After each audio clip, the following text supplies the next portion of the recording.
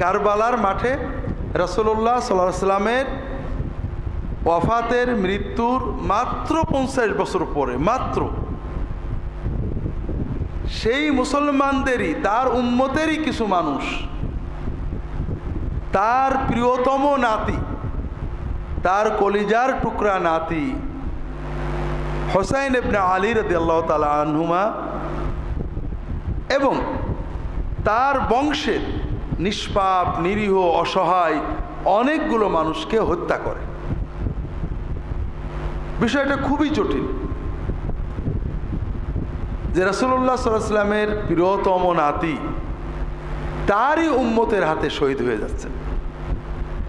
এটা কষ্টের ব্যাপার, বেদনার ব্যাপার, এবং এই হত্যাকাণ্ডের ভিতর দিয়ে উম্মতের ভিতরে চিরস্থায়ী বিভক্তি, মারামারি, ফিতনা সৃষ্টি হয়েছে। যদিও কবির কবিতায় বলে ইসলাম জিন্দা হতা হ্যায় কি জানো, হার কারবালা কে বাদ মে, কারবালার পরে ইসলাম জিন্দা হয়। তবে আমার জানা মতে কারবালার পরে ইসলাম জিন্দা হয়নি, কারবালার পরে ইসলাম জিন্দা হয়নি। কারবালার ঘটনা বেদনা, ব্যথা, কষ্ট, দুঃখ, বিভক্তি দিয়েছে। কারবালার ঘটনায় যারা হত্যা কাজে শরীক হয়েছে সবাই নিহত হয়েছে, অপমৃত্যু হয়েছে, ধ্বংস হয়েছে, সবই ঠিক আছে, কিন্তু ইসলাম জিন্দা হয়েছে এরকম নজরে পড়ে না। তো যাই হোক, আমরা কারবালার ঘটনা এবং এক্ষেত্রে আমাদের করণীয় সুন্নাতের আলোকে কী হওয়া উচিত সংক্ষেপে বলানোর চেষ্টা করব ইনশাআল্লাহ। মূল বিষয় হলো রাসূলুল্লাহ সাল্লাল্লাহু আলাইহি ওয়াসাল্লাম মানবতার জন্য একটা নতুন রাজনৈতিক ব্যবস্থা আনলেন, যেটা বিশ্বে ছিল না, আরব দেশে তো ছিল নাই। আরব দেশের মানুষ ছিল কবিলাতান্ত্রিক, গোত্রভিত্তিক, কোনো রাষ্ট্র কিন্তু আরব দেশে ছিল না। রাসূলুল্লাহ যখন আসেন আরবে কোনো রাষ্ট্র ছিল না, ছিল একদম সিরিয়ার পাশে এবং পারস্যের পাশে ছোট রাষ্ট্র ছিল।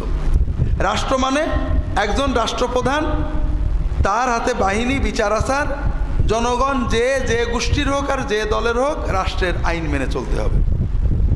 আর আরব দেশে ছিল রাষ্ট্র বলে কিছু নেই, সমাজ ছিল আর গোত্র। প্রত্যেক ব্যক্তি তার কবিলা, মণ্ডল গোষ্ঠী, মণ্ডলদের হেড, সে বললে অস্ত্র নিয়ে বেরিয়ে যাবে, সে বললে দাঁড়িয়ে যাবে, সে বললে লড়াই করবে। প্রত্যেক গোত্রের মানুষ তাদের গোত্রের প্রধানের নির্দেশে চলতেন। গোত্র হলো রাষ্ট্র, যুদ্ধ হবে গোত্রের প্রধান বললে হবে, এই দলে এই দলে, ওটা উনি বলবেন। ওই সময়ে বিশ্বে রাষ্ট্র ছিল, আরবের বাইরে মিশরে, সিরিয়ায়, পারস্যে, ইউরোপে, ভারতে, চীনে, সব জায়গায় রাষ্ট্র ব্যবস্থা ছিল। তবে গোত্র এবং রাষ্ট্রের একটা মিল ছিল। গোত্র ব্যবস্থা রক্তের উপরে ভিত্তি। একজন মারা গেলে তার ভাই অথবা ছেলে গোত্রের প্রধান হলো, একজন মারা গেল তার ভাই, ছেলে, ভাতিজা গোত্রের প্রধান হবে। রক্ত, বংশ এখানে মেন। আবার যে রাষ্ট্র ব্যবস্থা চালু ছিল বিশ্বে, সেটাও ছিল রক্ত বংশতান্ত্রিক। রাজা মরে গেলে রাজার ছেলে, ভাই, বউ কেউ না কেউ রাজা হবে, বাইরের কেউ না। আপনারা শুনেছেন ডেমোক্রেসি বলে একটা শব্দ আছে, আমরা বাংলায় বলি গণতন্ত্র। এটা রাসূলুল্লাহ সাল্লামের আগেই, কয়েকশো বছর আগে গ্রিসে জন্ম নিয়েছিল এবং সেখানেই মারা গিয়েছিল। গণতন্ত্র হলো জনগণের পরামর্শই দেশ চলবে, সরাসরি বা পরোক্ষ। রাসূলুল্লাহ সাল্লাল্লাহু আলাইহি ওয়াসাল্লামের সময়ে সারা বিশ্বে রাষ্ট্র ব্যবস্থাও ছিল বংশতান্ত্রিক, আর আরব দেশের সমাজ ব্যবস্থা ছিল কবিলাতান্ত্রিক। বংশতান্ত্রিক রাষ্ট্র ব্যবস্থায় আরেকটা বিষয় ছিল, রাজা মানে মালিক আর জনগণ হলো প্রজা। প্রজা হলো মালিকের অধীন, রাজা যেটা বলবে মেনে নিতে হবে। যদি বলে এখান থেকে বাড়ি সরা ওইখানে যাও, যেতে হবে। যদি বলে বাঁচো বাঁচো, মরো মরো। রাজা এবং প্রজার সম্পর্ক ছিল মালিক এবং মামলুকের। রাজা এবং প্রজার সম্পর্ক ছিল মালিকের সাথে তার মালিকানাধীন দ্রব্য বা মানুষের।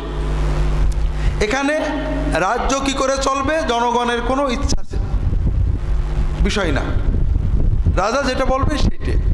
এটাকে বলা হয় স্বৈরতন্ত্র, অটোক্রেসি। রাসূলুল্লাহ সাল্লাল্লাহু আলাইহি ওয়াসাল্লাম আরব দেশে আসলেন, তিনি দ্বীনের পাশাপাশি একটা রাষ্ট্র দিয়ে গেলেন।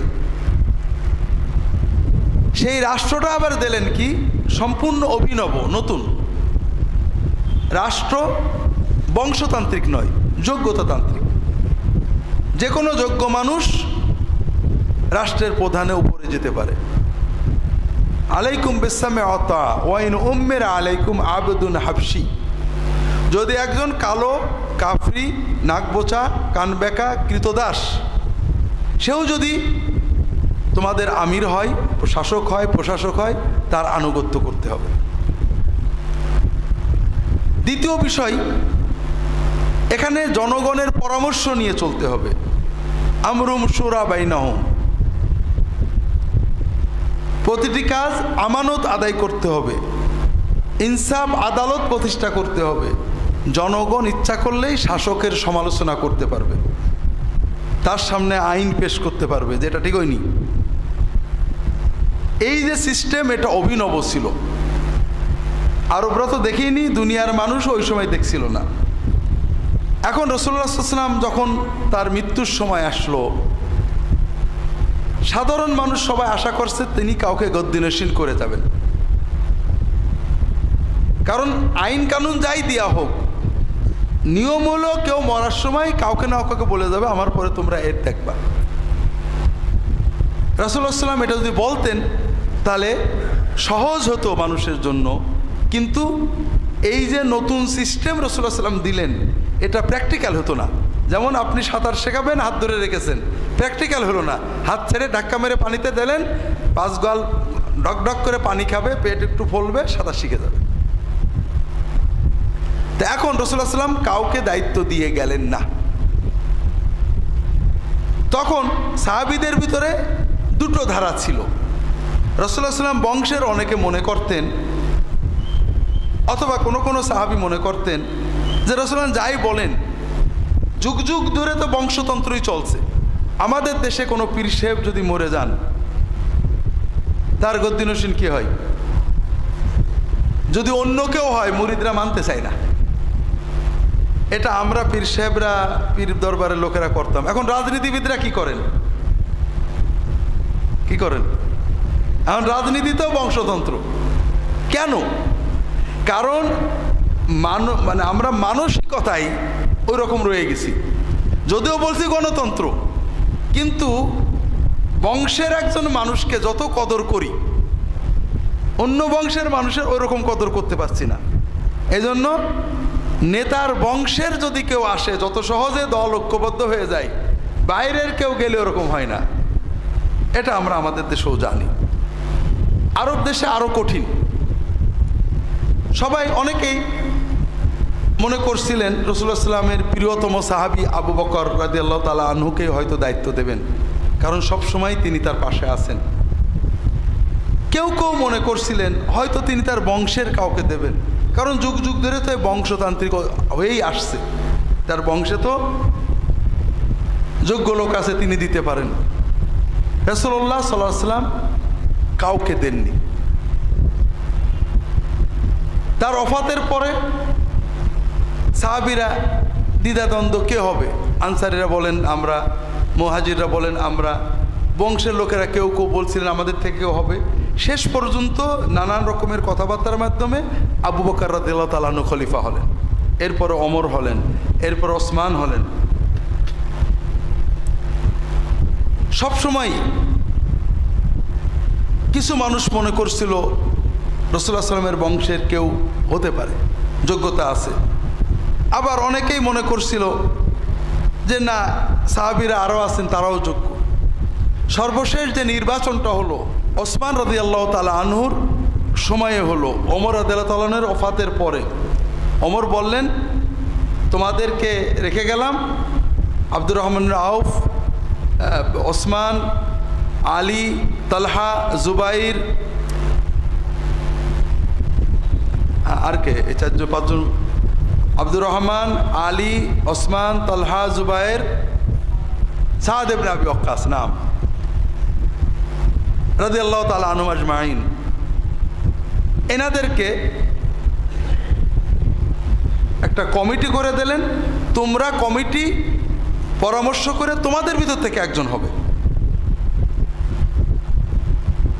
কমিটিতে বসে আব্দুর রহমান ইবনে আওফ বললেন যে আমি হব না, আমি আমার ক্যান্ডিডেসি প্রত্যাহার করলাম। এখন আপনারা বাকিরা যদি চান তাহলে আপনাদের ভিতর থেকে কাকে করব আমি জনগণের সাথে পরামর্শ করে দিতে পারি। তারা বলেন ঠিক আছে, আপনি পরামর্শ করে দেন। 3 দিন 3 রাত তিনি পরামর্শ করলেন। এরপরে মসজিদে নববীতে ফজরের নামাজের পরে তিনি আলী রাদিয়াল্লাহু তাআলা আনহুকে বললেন যে আলী, কিছু মনে করেন না, জনগণের পরামর্শ ওসমানের দিকে যাচ্ছে, এই জন্য আমরা আসেন সবাই ওসমানের হাতে বায়াত করি রাষ্ট্রপ্রধান হিসেবে। এরপরে সবাই বায়াত করলেন। এই যে ধারা জনগণতান্ত্রিক, পরামর্শতান্ত্রিক, কাউকে কেউ খলিফা গদ্দিনশীন করে যাচ্ছে না, এটা একটা অভিনব বিষয় হওয়ার কারণে এটাকে মেনে নিতে উম্মতকে অনেক খাবি খেতে হলো, পানি খাইতে হলো। এটা ঘটল ওসমান রাদিয়াল্লাহু তাআলার ওফাতের পরে। তিনি শহীদ হলেন। মদিনার লোকেরা আলী রাদিয়াল্লাহু তাআলাকে খলিফা বানালো।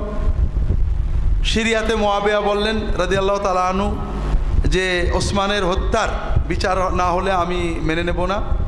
এই বিচার অবিচার, বিচার বিচার এটা নিয়ে আলী বললেন সবাই ঐক্যবদ্ধ, এখনও বিদ্রোহীরা সেনাবাহিনীতে রয়েছে, তারা সেনাবাহিনী নিয়ন্ত্রণ করছে, আমরা যদি বিভক্ত থাকি আমি বিচার করতে পারবো না, আসেন ঐক্যবদ্ধ হই, এরপরে আমরা অবশ্যই বিচার করব। এই নিয়ে বিতর্ক হতে হতে যুদ্ধ হলো। আলী রাদিয়াল্লাহু তাআলা শহীদ হয়ে গেলেন এক পর্যায়ে। হাসান রাদিয়াল্লাহু তাআলা আনহুকে কুফার লোকেরা খলিফা বানালো। ওদিকে মুআবিয়া রাদিয়াল্লাহু তাআলা খেলাফতের ঘোষণা দিলেন, 2 দলে যুদ্ধ হবে। হাসান রাদিয়াল্লাহু তাআলা আনহু নিজে বলেন যে না, আমিও আমার নানার উম্মতে যুদ্ধ করাবো না। তিনি মুআবিয়া রাদিয়াল্লাহু তাআলাকে ছেড়ে দিলেন। এই হলো তৎকালীন প্রেক্ষাপট। আমি বিস্তারিত বললে অনেক সময় লাগবে, ওদিকে যাব না, আমাদের শিক্ষাতে আসি। মুআবিয়া রাদিয়াল্লাহু তাআলা আনহু 20 বছর খুব সুন্দরভাবে রাষ্ট্র পরিচালনা করেন। একদম টনটনে আইন শৃঙ্খলা, নিরাপত্তা, শান্তি, অন্য দেশের সাথে সন্ধি, যুদ্ধ, বিজয় খুব ভালো চলল। শেষ জীবনে অনেকেই তাকে পরামর্শ দিল যে ওমরের পর থেকে মুসলিম রাষ্ট্রটা যেভাবে দুর্বল হয়ে গেছিল ওসমান এবং আলী রাদিয়াল্লাহু তাআলার সময়ে, আপনার সময় খুব শক্তিশালী হয়েছে, আপনি একজনকে গদ্দিনশীন করে যান। তিনি বিষয়টাকে ভালো মনে করলেন, উম্মতের জন্য, দিনের জন্য, রাষ্ট্রের জন্য। কাকে করা যায়? আপনার ছেলে এজিদকে করেন। আপনারা তো মনে করেন যে এজিদের পক্ষে বোধহয় কেউ ছিল না। আচ্ছা বলেন, আমি হুজুর যদি ভোটে দাঁড়াই, প্রেসিডেন্ট ভোটে, আর আমাদের দেশের কোনো প্রেসিডেন্ট বা প্রধানমন্ত্রী ছেলে দাঁড়ায়, ভোট কে বেশি পাবে? কর। হ্যাঁ, আমরা হয়তো মনে করি তৎকালীন মুসলিম বিশ্ববোধে এজিদের পক্ষে কেউ ছিল না। অধিকাংশ এলাকায় এজিদের পক্ষে ছিল। আরব কবিলাগুলো, বিশেষ করে মক্কা শরীফ, মদিনা শরীফ, কুফা বাদ দিলে অধিকাংশই তাদের কথা হলো এটা খুব ভালো হয়, দেশের আইন শৃঙ্খলা ভালো থাকবে। কিন্তু মক্কা শরীফ, মদিনা শরীফ, পুরনো সাহাবীরা তখনও বেঁচে আছেন অনেকেই, তারা এটা পছন্দ করলেন না, অনেকে রাজিও হলেন না। এই অবস্থায় মুআবিয়া রাদিয়াল্লাহু তাআলা মারা গেলেন। ইসলামী রাষ্ট্র ব্যবস্থায় আগের সরকার বলে গেলেই রাষ্ট্রপ্রধান হয় না। রাষ্ট্রপ্রধানের মৃত্যুর পরে যখন জনগণ মেনে নেয় তখন সেটা রাষ্ট্রপ্রধান বলে গণ্য হয়। অধিকাংশ জনগণ এজিদের বায়াত করলো। মক্কা শরীফ, মদিনা শরীফের লোকেরা অনেকে এজিদের বায়াত করলো না, কেউ কেউ করলো। কুফার লোকেরা লক্ষ লোকে চিঠি লিখে পাঠালো। মদিনায় ইমাম হুসাইন রাদিয়াল্লাহু তাআলা আনহু ছিলেন, চিঠি লিখে পাঠালো, আপনি আসেন, আপনাকে আমরা বাদশাহ বানাবো। মুআবিয়া মারা গিয়েছেন রাদিয়াল্লাহু তাআলা আনহু, এখন খলিফার পদ শূন্য, আপনাকে আমরা খলিফা মানব, আর কোনো খলিফা মানব না। তিনি মদিনার বন্ধুদের কাছে পরামর্শ চাইলেন, সবাই বললেন যাবেন না। কুফার লোকেরা খুবই দুর্বল প্রকৃতির, মানে আমি বলছি, এটা সাহাবীরা বলেননি, আমাদের বাংলাদেশিদের মতো বিরাট নারায়ের তাকবীর দিয়ে আমার পিছনে আসে লক্ষ লক্ষ, ওই দিক থেকে একবার সাউন্ড এসে দেখবেন কিচ্ছু নেই। আর সিরিয়ার লোকেরা অসম্ভব জেদি, তারা ময়দান ছাড়বে না। কুফার লোকেরা আপনার বাবাকে জ্বালাইছে, তারা তাদের প্রতিজ্ঞা রাখেনি, ভক্তি আছে, মহব্বত আছে, কিন্তু কাজের সময় এলোমেলো হয়ে যায়। আপনি ওদের কাছে যান না, আপনি মদিনায় শান্তিতে থাকেন, রাষ্ট্র আপনার দরকার নেই। লম্বা কথা, এক পর্যায়ে উনি বললেন যে না, আমি ভয়ে বসে থাকবো, সুন্নত কায়েমের জন্য, শরিয়া কায়েমের জন্য, হাত কায়েমের জন্য আমি যাব না। তারা চাচ্ছে, আমি তো চাচ্ছি না। তখন উনি পরিবারের সদস্য নিয়ে মক্কা হয়ে কুফায় রওনা দিলেন। উনি যুদ্ধ করতে যাননি, উনি গিয়েছেন, কুফাবাসী বায়াত করেছে, উনি তাদের দায়িত্ব গ্রহণের জন্য গিয়েছেন। এই জন্য পরিবারের সদস্য নিয়ে গেছেন, কোনো সৈন্য নিয়ে যাননি। এজিদ খবর পেয়েছে, তখন তার মোবাইল ছিল না, খবর পেয়েছে, কুফার লোকেরা হুসাইন রাদিয়াল্লাহু তাআলা আনহুর সাথে যোগাযোগ করছে। এজিদ দ্রুত, কুফার গভর্নর ছিলেন এক সাহাবী নোমান ইবনে বাশির, সম্ভবত মনে হয় রাদিয়াল্লাহু তাআলা আনহু। এজিদ তাড়াতাড়ি ওবাইদুল্লাহ বিন জিয়াদকে পাঠিয়েছে, দ্রুত যে কুফার থেকে নোমানকে সরাও, তুমি দায়িত্ব গ্রহণ করো, কুফাবাসীদের এমন সাইজ করবা যেন আর হুসাইন নামও মুখে না নেয়, আর হুসাইন যেন কুফায় ঢুকতে না পারে, আগেই তাকে ব্যারিকেড দিবা, দিয়ে ব্যাক করিয়ে দিবা। যাই হোক, ওবাইদুল্লাহ ইবনে জিয়াদ কুফায় আসার পরে কয়েকদিনের ভিতরে সব সাইজ, কুফাবাসীর আর কোনো জিন্দাবাদ নেই, এখন আর কেউ হুসাইনের পক্ষে নেই। এখন বাহিনী নিয়ে কারবালার প্রান্তরে হুসাইনকে ঘেরাও করলেন ওবাইদুল্লাহ বিন জিয়াদের বাহিনী। হুসাইন রাদিয়াল্লাহু তাআলা বললেন যে আমি তো লড়তে আসিনি রে বাবা, তোমরা ডেকেছো তাই আসছি, তোমরা যদি তোমাদের প্রতিজ্ঞা ভঙ্গ করো তাহলে ছেড়ে দাও, আমি মক্কায় চলে যাচ্ছি, অথবা আমাকে ছেড়ে দাও, আমি বর্ডারে যে জিহাদ করব, অথবা আমি এজিদের কাছে যেতে রাজি আছি, তোমাদের হাতে সারেন্ডার করতে রাজি নেই। তো যাই হোক, ওরা চিন্তা করলো যে হুসাইনকে যদি আমরা না মারি তাহলে তো এজিদ খুশি হবে না। এক পর্যায়ে তারা হুসাইন রাদিয়াল্লাহু তাআলার বংশের নিষ্পাপ শিশু, নিরীহ নারী, পুরুষ সহ অনেক মানুষকে হত্যা করলো, হুসাইন রাদিয়াল্লাহু তাআলাকে হত্যা করলো এবং তার মাথা কেটে নিয়ে এজিদের কাছে পাঠালো। এক্ষেত্রে শুধু আপনাদের বলবো, বিষাদ সিন্ধুতে যে গল্প আছে সবই মিথ্যা। এই যে পিঠের পারে বসলো, এদিকে ছুরি দিল, ওদিকে তোমার জান্নাতে না নিয়ে যাব না, এই সীমার মাথায় নিয়ে যাচ্ছে, ইহুদির বাড়ি, অমুকের বাড়ি, সব মিছে কথা। এগুলো কাল্পনিক উপন্যাস, আমরা সত্য মনে করি। বিস্তারিত ঘটনা এখন বলার সময় নেই। এজিদ ব্যাজ্যত খুশিই হলো, যদিও এজিদ হুসাইনকে হত্যা করার নির্দেশ দিছিল না, তবে যারা হত্যা করেছে তাদের শাস্তি দিইনি, ব্যাজ্যত মনে হয় সে খুশিই হলো যে যাক, দুশ্মনেরটা গেল। একটা সহজ বিষয় শোনেন, এজিদ আমাদের দেশের রাজনীতিবিদদের মতোই খুবই পাকা ইমানদার মুসলমান ছিলেন, নামাজ পড়তেন, রোজা রাখতেন, হজ করতেন। অবশ্য শিয়ারা বলে মতরত খাইতো, এগুলো মনে হয় না, কারণ আমাদের দেশে আমরা ভালো মুসলমান না সেই যুগের লোকেরা ভালো মুসলমান ছিল? কম, হ্যাঁ ঠিক না? আমাদের দেশের একজন সবচেয়ে বড় নাস্তিক মন্ত্রী, সে কি মানুষের সামনে মদ খাবে? মাতালে বাইরে আসবে? ওযু না থাকলেও নামাজের রক্ত পড়ে গেলে, ঠিক না? আপনারা কি মনে করেন সেই দেশের মানুষ এইটুকু বুঝতো না?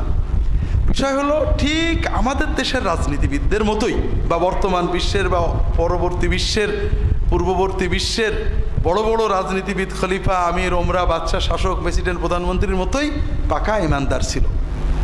নামাজ, রোজা, হুজুরদের সম্মান সবই করত, তবে ক্ষমতার কেউ প্রতিদ্বন্দ্বী হলে খাচ্ছে। কোনো মায়া দয়া নেই। তো এই জন্য ক্ষমতার জন্য এজিদ কয়েকটা কাজ করছিলেন। এক নম্বর হলো হুসাইনের খুন। শুধু হুসাইন নয়, তার বংশের নিরীহ মানুষদের এই যে খুন করা হলো, এটা উনি বিচার করেননি। সবচেয়ে পজিটিভ এটুকু বলা যায়, তিনি হুকুম দেননি, কিন্তু তিনি কোনো বিচার করেননি, দুঃখ প্রকাশ করেননি, শাস্তি দেননি, বরং এরাই তার মূল বাহিনী ছিল। দ্বিতীয়, হুসাইন গেলেন, এরপরে পরের বছরে মদিনার লোকেরা বিদ্রোহ করল, সৈন্য পাঠালো এজিদ। মদিনায় শত শত হাজার গণহত্যা, সাহাবীদেরকে হত্যা করে, সাহাবীদের আওলাদদের হত্যা করে, ধর্ষণ হয়েছে। এজিদের বাহিনী মদিনায় গণহত্যা চালাইছে। এজিদের 2 বছরের 2 কাজ। তৃতীয় বছরে মক্কায় বাহিনী পাঠালো, মক্কায় কাবা ঘরে কাবান দেখলো। তৃতীয় কাজ। এই সব কিছু কেন করলো? ক্ষমতায় থাকার জন্য। মজা হলো, 4র্থ বছরে এজিদ মারা যায়। 4র্থ বছরে এজিদ মারা যায়। বিষাদ সিন্ধুতে যা আছে মিছে কথা, স্বাভাবিক অসুখ এসে মারা যায়। এর চেয়েও মজা হলো, দুনিয়াতে যত রাজা বাদশাহ মরে গেছে, প্রত্যেকের বংশে 200 বছর রাজা হয়েছে। এজিদের বংশে আজ পর্যন্ত কেউ রাজা হয়নি, আজ পর্যন্ত। এজিদের মৃত্যুর পরে তার ছেলে মুআবিয়া ইবনে এজিদ ইবনে মুআবিয়া রাজত্ব নিয়েছিলেন। বলা হয় খুব ভালো মানুষ ছিলেন। ওই উমাইয়ারা ওকে মেরে ফেলে। এরপর থেকে আজ পর্যন্ত এজিদের বংশের কেউ রাজা হয়নি। অন্যান্য অনেক বংশের হয়েছে, শয়তানের বংশ, ভালো মানুষের বংশ। তাহলে এখানে বড় শিক্ষা আমরা দেখছি যে যে ক্ষমতার জন্য আমরা এত কিছু করলাম, সেই ক্ষমতা না এজিদ নিজে ভোগ করলো, না তার বংশের কেউ ভোগ করতে পারলো।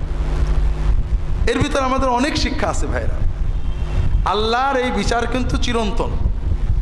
আপনি মানুষের উপরে জুলুম করছেন, জমি কেড়ে নিচ্ছেন, মিথ্যা সাক্ষী দিচ্ছেন, খুন করছেন, হয়তোবা সমাজের মাতবরির জন্য, অথবা কিছু জমি জমা টাকা পয়সার জন্য, অথবা রাজনৈতিক ক্ষমতার জন্য।